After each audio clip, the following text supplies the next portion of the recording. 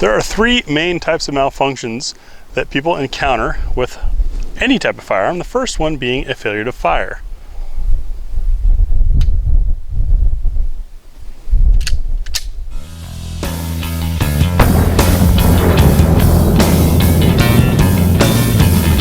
There are many types of malfunctions that can be encountered with pistols, rifles, shotguns, anything. The first one, most common, is a failure to fire.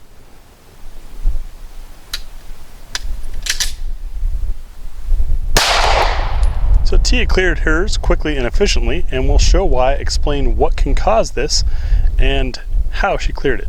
So we set this up by closing the slide on an empty chamber and having a loaded magazine. Very easy way to practice this. Tia points in and goes to take her shot, gets a click and no bang. This could be bad ammunition. The slide might have missed feeding if you've already been shooting, or maybe the magazine's not inserted all the way. So the first step is to slap up on that magazine, make sure it's seated. Then we grab the slide, rack it, and flip it off to the side. The reason why you're doing that to the right is because the ejection port is on the top and to the right of the gun, and we're letting gravity help us clear the malfunction. A lot of people try to turn to their left because it seems more natural.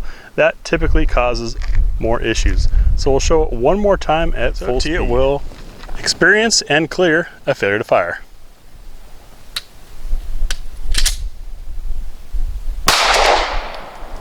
That easy. Now the next type of malfunction is a failure to extract or eject. Commonly you see stuff that looks like this, often referred to as a stovepipe. That's an empty casing that has gotten caught on the way out. You don't notice it necessarily while you're shooting, so Tia could be pointed in and taking her shot, get a click and no bang, or a funky trigger. It's cleared the same way, tap, rack, and flip.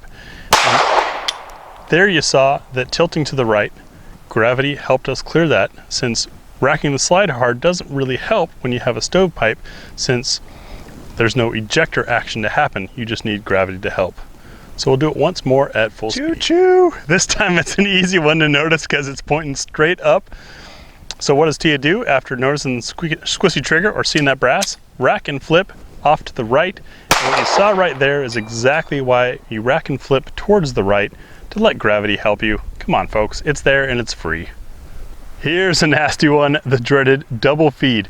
Not always a double feed. Sometimes it's because the extractor has slipped off the spent casing and then cycled and tried to feed the next round. The symptom Tia would experience while pointed in is a dead or funky trigger. There's two ways to solve this. One is the wrong way, trying to rip the mag straight out.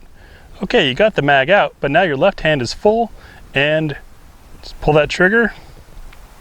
Oh, guess what? It was the fired round. You're losing time in the gunfight, and your gun's still not functional. Now you've got to really rack it hard to rip that round out. Really hard.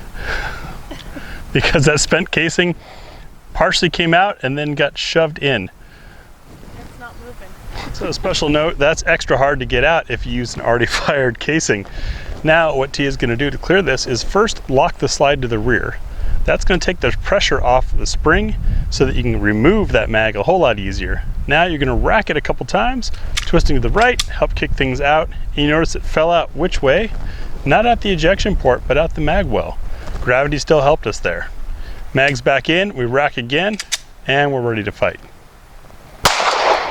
So here we are again to try it at speed. We've got a funky trigger, takes a look in the chamber, sees what's going on there, locks the slide to the rear, removes the magazine, racks several times, although the round fell out, so she's lucky. Mag back in,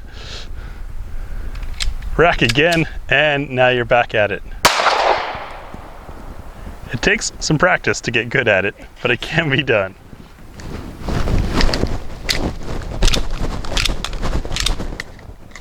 This gun is so much smaller than what I normally use.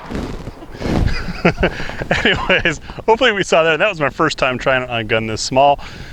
There's not a whole lot of real estate for hands this big. This is the SIG 365 XL.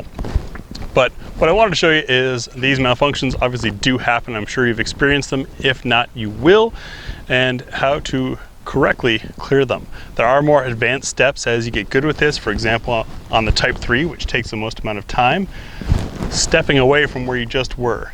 That way you're not a sitting target right in the same line of fire where you were when that happened. But first, start on the fundamentals, learning those methods. This can be done at home with snap caps. Doesn't require live rounds to do it, but of course, live rounds help. Hope you found this video helpful, and thanks for watching.